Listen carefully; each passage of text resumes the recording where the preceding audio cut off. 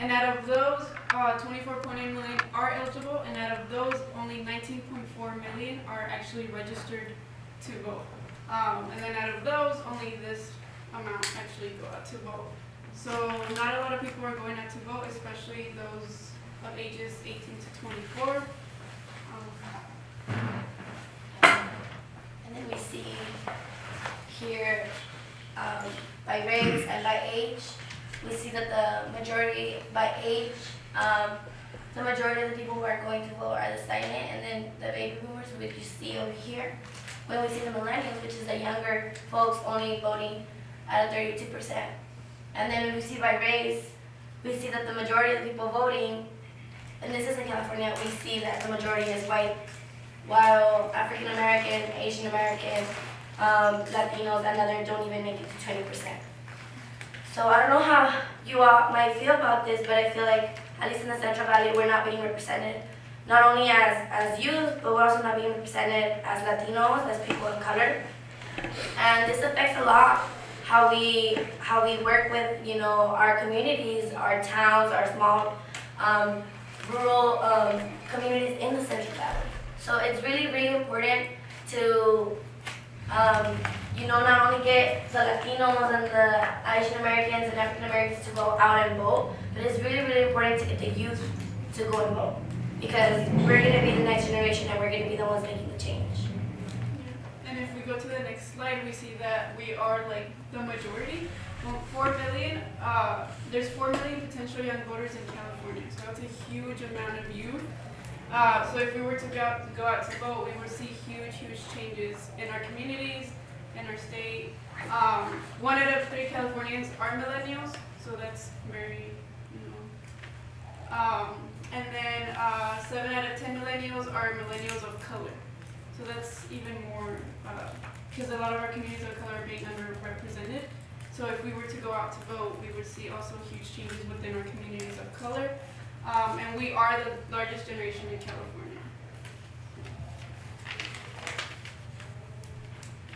So here we see a timeline of history of voter suppression, and this is just like barriers that have that we continue to see and that we saw back in the day, you know, of reasons why not to vote. So in 1789, we see that only white, tax-paying, or property-owning citizens could vote. So, you know, a lot of us here would probably not be able to vote back in 1789. And then in 1870, we see the 15th Amendment gave non-white and free slaves the right to vote. In 1890, a literacy test has to be taken in order for you to vote in the country. And then we continue to see some of the other suppression that we have. And we continue to see this in the present. Currently in Puerto Rico and Guam, which are U.S. territories, citizens there are denied to vote. So they can't vote, but they still are, you know, are being part of the United States as their territories, but they don't have the right to vote.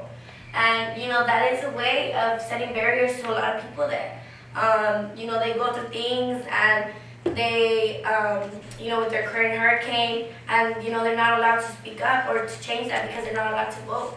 And that's denying the vote for a lot of the people that live in Puerto Rico and Guam. And currently we still have voter suppression when we go to the polling locations because of time, because of jobs, because of transportation, and a lot of things that we're eventually going to talk about right now. So this is the literacy test that was done in Louisiana in 1890. And so people had to take this test in order to qualify to vote or not. And they had 10 minutes to answer 30 of these questions. And if they were to miss one answer, they were not going to be able to vote.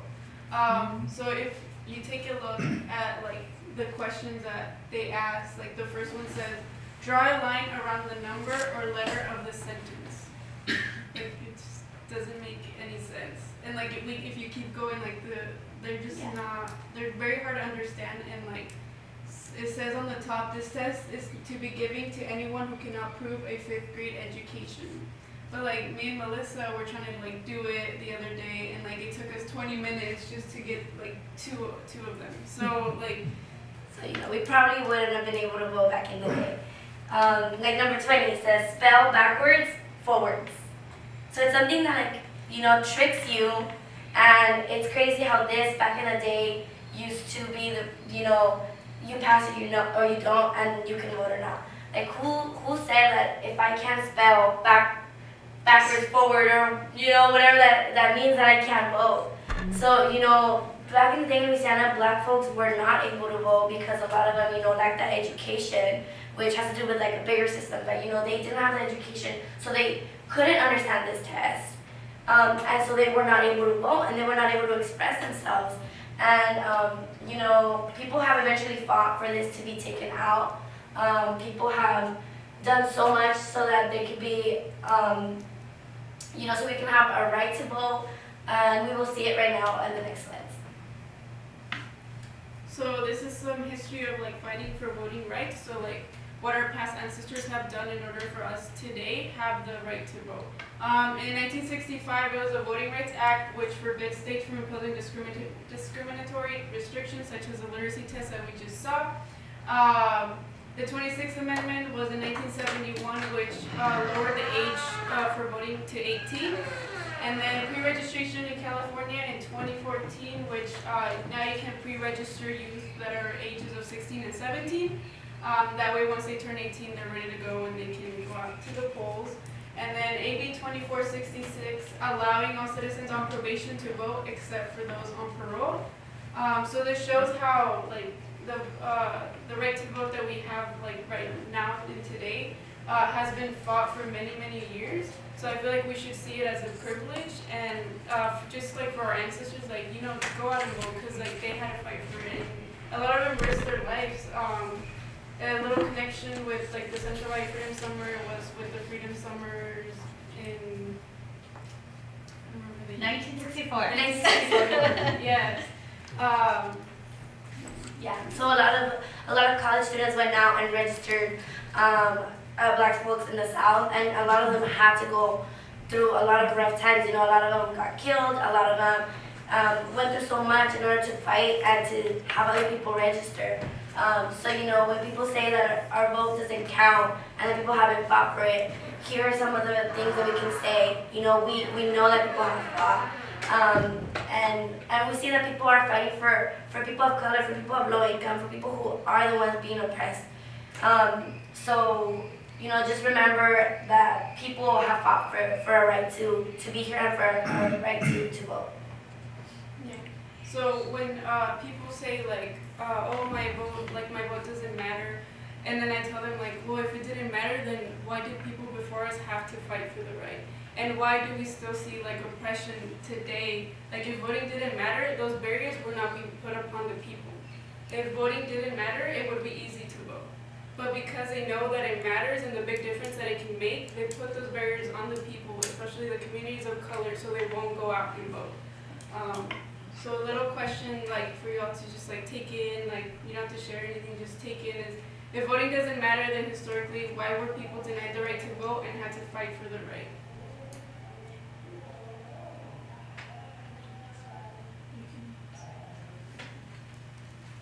So now we see contemporary voter suppression, ways that we continue to have barriers and that people are not able to go out and vote. Some of those reasons is that whenever people go out and, for example, they go to the polls, they're very intimidating.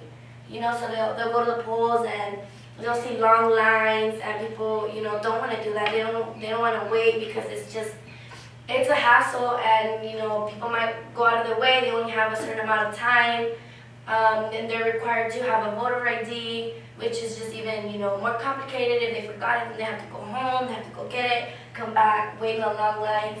So a lot of people continue to have that with simple little things like that can affect. It can change someone's mind. Like, oh, there's a long line, I'm not gonna wait. I'm just gonna go home. My vote doesn't matter. People will think that. On top of that, a lot of the things that we see, are issues that we're seeing in communities of low income. People have no transportation. We're not providing transportation. People don't have cars. They don't have access to that. Their job hours, people might get out late.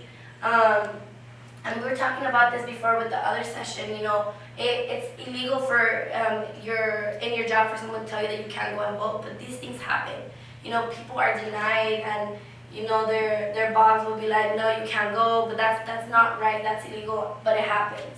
And then there's no easy access to voter education, so people don't know. How we were just saying, people will see a long list, and then they don't know who to vote for, so they get discouraged. They'll just say, I'm not gonna vote.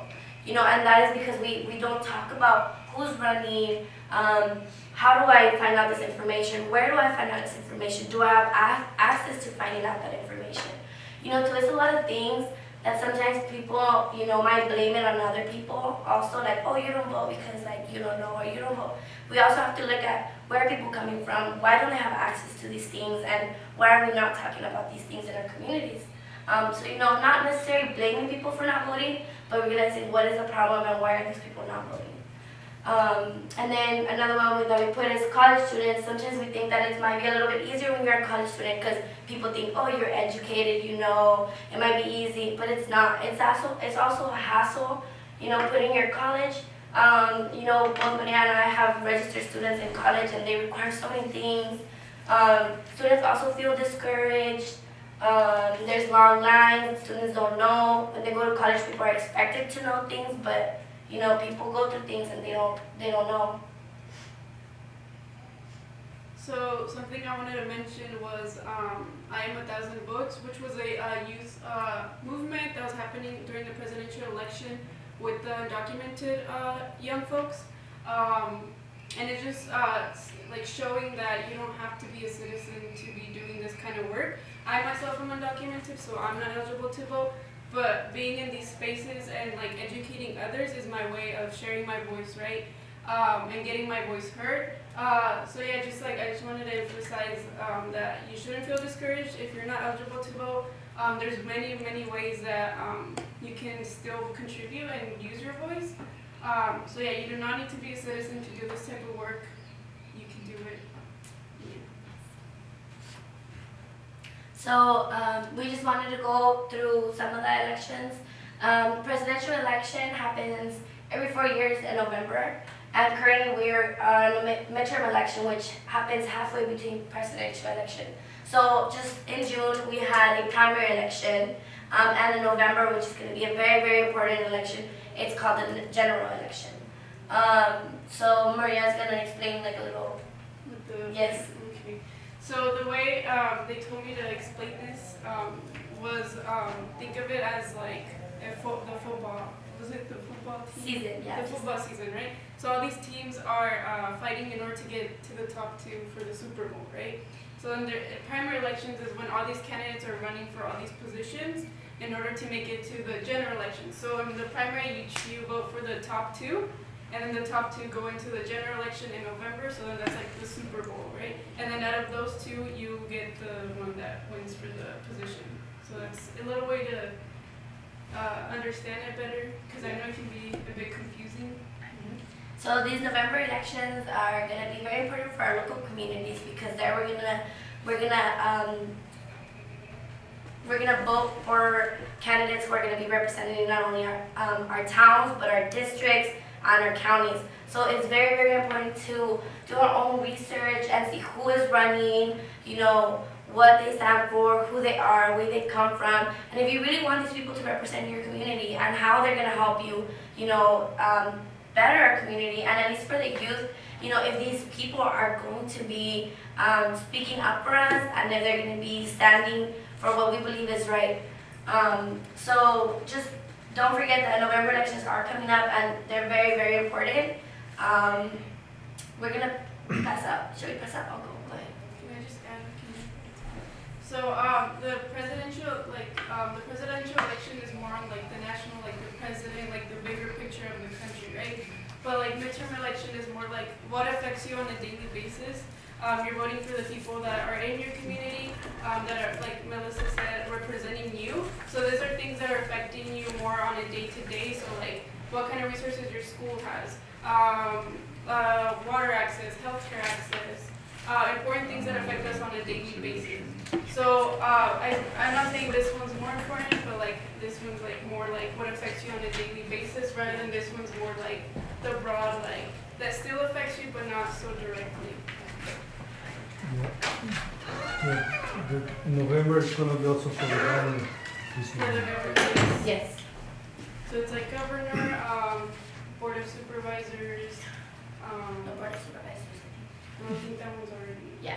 Assembly members, Senate, and council members. Yes. City council members. Assembly districts, state senate, House of Rep. So those people are going to be. We need to make sure that we give our opinion and we stand up for what we want by voting, and also doing our research. I know it's a lot. This that can also be very overwhelming to know that there's going to be a lot of candidates, but it's important to do our own research, and we can take our time to do that research. There's still time. So here in our voter guide in the back, you can use this, to keep yourself, to talk to other people, to show other people. In the back, it's going to tell you who is eligible to vote. And here it says U.S. citizens and residents of California, 18 years of age or older by election day, not currently in state or federal prison. And then if you want to vote for November 6th and you are eligible, you need to register to vote by October 22nd. And then election day, the polls will be open from 7 a.m. to 8 p.m. Depending on where you live, you can easily Google that, where to go vote, and putting your address will allow you to check out the polling offices that are close to your home. And then if you open it up, we made who are your elected officials. So we want to encourage you all to go and do your own research and see who is already in those positions or who might be running for those positions in the upcoming elections, just so you kind of have in mind who it is, and you can do your research on more each candidate and see which one you like better. So then that way in November you're ready to go and you know who you're going to. And then also on the inside, we put the propositions, and it's just a little description of it, not super in depth, but this allows you to check out the props yourself, so you can easily just Google Prop 1, and then it will give you some information, and you can do your own research, when is going to be your decision to vote yes or no on it. And right here we just wrote a small description, but it should give you a little insight of what it is. But again, it's great to do your own research and to find out what is it that you stand for, what is it that you don't. And you can use this to pass it on to your friends, to keep it. You can take this with you, so that you know the information. So yeah, it's important to vote, especially in local elections. Voting in local elections affects every aspect of our lives, from schools to healthcare to homeland security. Voting is an important right in our society. So by voting, you are making your voice heard and registering your opinion on how you think the government should operate. So just don't forget that your vote does count, and don't let anyone tell you that your vote doesn't count.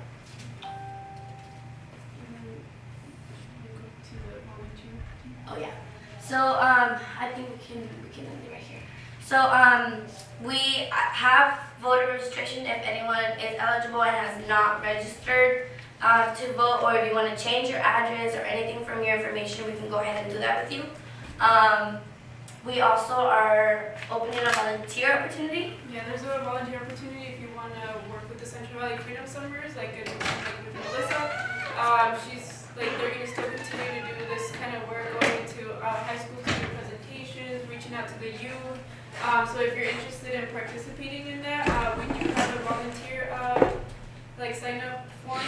So you can just let us know, and we'll give you the link, and then she can get in contact with you about how you can become part of your team. Yes. So all we would be doing is just registering the youth to vote. We're nonpartisan, so we're not going to endorse or oppose of any candidate or political party. All we do is just provide them with the resource that we can help you register. We can also train you how to do it, so that you can go and register other people. And I highly encourage it because it does give you a different perspective on your community. Being myself, I've been in Tulare for all my life, and I thought I knew everything of Tulare. And then once I started this project, it just gives you a whole different perspective on your community. I feel like I got to know my community even more. So yeah, it's a really great opportunity to leave your little like seed in your community and make change. Yes. What is good on this too is to for people like that they are working in in like far away they can come just to vote and then go to work back. It's good for them to do the fill it up again the form to make it by mail. Yes. That's pretty good idea. Yes. Yeah, we encourage that because that way, we don't go with the whole thing of like feeling intimidated, the long lines, changing our mind. You have your time to look at the ballot in your home, in a safe space where you feel comfortable, and then you drop it off wherever. You don't have that pressure of someone hurrying you up, or just a lot of people. So yeah, if you want to also change that, you can always change that. You can change it online. If you want to change the way that you're getting your ballot at home, how you're voting, you can definitely change that. I have a question. Yeah. Like you mentioned earlier, some people can't go and vote because of work. Like, where can we get more information as to because I know some of my friends, they say that it's because of work, and they say, we know it's illegal, but it's like they're scared to say anything. Yes. Yeah. The employers are required to have a poster, and the poster says that it is the law to let employees time off to go to vote. And that's why the polling places are closed late until 8 o'clock. Yeah. So if they're not going to be able to be out before 8 p.m., they can ask to leave at 6 and they will be allowed to go home to Yeah, vote. because some of them, they work in the mornings and they still, they're like, you Majority. can finish your shift, do that on your own time. Majority of Yeah, them wake up like at 3, 2 in the morning just to go work in the fields. And they come back like late in the afternoon, like 5 or 6. Yeah. So yeah, they shouldn't be denied the right to vote. I'm not sure. I feel like we can ask Jasmine. Yeah. I mean, we can get that information for you, like how the legal process works, because that's not right, and that needs to be reported. Because in another session we also had the same question. I guess some of the employees were concerned or whatever, and then they would ask and they wouldn't be allowed to go out and vote, but that's not something that should be allowed. So we can find out more information about how to go about that. Because I'm not specifically sure who you would report that to and how to go about that. But we see that a lot, and we see how a lot of people get discouraged and they get scared because they're like, they're not letting me go out and vote. I don't want to not follow the rules because then I'll get fired. But that's not the right thing. I think another thing too is just encouraging them to do it now, like the ballot through mail, which it's just much more easier, and you just drop it off. Yeah. It's much more. Yeah. Does anybody have any other questions? Comments? I have a comment regarding like you just mentioned. A lot of people do not believe their vote is going to count no matter at the end, especially with the system right now that is not a popular vote. It is the electoral vote. Yeah. But that's going to change soon. I believe there are already 10 states. They said that in order to change it, they will have to change the Constitution, but I guess there is a clause in the Constitution that says that any state can give out their electoral votes to a candidate who won the popular vote. So there are already 10 states, including California, that are, and there are already, I believe there are about 180 electoral votes already assigned. So they're urging the citizens in their states to urge their represent, their senators or congresspeople to allow that state to do the same. So if they get enough states to agree and get the 270, whoever wins in the next presidential election, it will be the one with the popular vote, not the electoral vote. Yeah. So that will make every citizen vote count. Oh, yeah. Yeah, maybe that would even, influence the people to actually go out and vote if they see that happening. But yeah, it's just, it sucks that this is how the system works, but our vote does count and it matters. And, we've seen the numbers and sometimes it's really hard to see that, but yeah, we hope that we can get more people of color to vote, more people to represent And you all can do it by, simply showing something very similar like this, or just influencing by talking to someone. You don't have to tell them who to vote for or anything. It's just using the voice to tell them to vote, to go out to the polls, and not feel intimidated. Because feeling intimidated is what they want. They want the minorities to feel intimidated, and that we can't vote, but we can, and we will. So yeah, we are done with our presentation. So if you all have any questions, or you all feel like you either know someone who would want to be a volunteer or want to be a volunteer, you can let us know. We also have the forms to register. We have a couple. If you know someone who would want to register and you want to go ahead and tell them, and then we can get in contact to getting those forms, and then we can return those to the Kings County office. But yeah, other than that, if you don't have any questions, we have finished our presentation. Thank you so much for coming.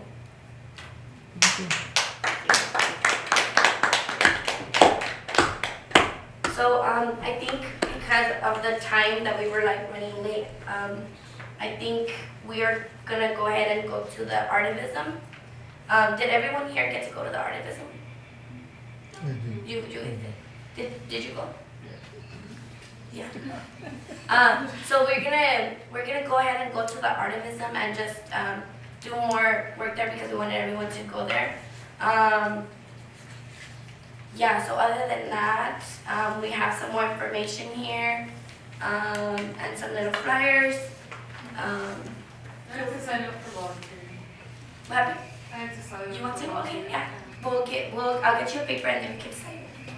And then feel free to take any if you want to share with your friends or family, just so they can have that information. Yes. Thank you.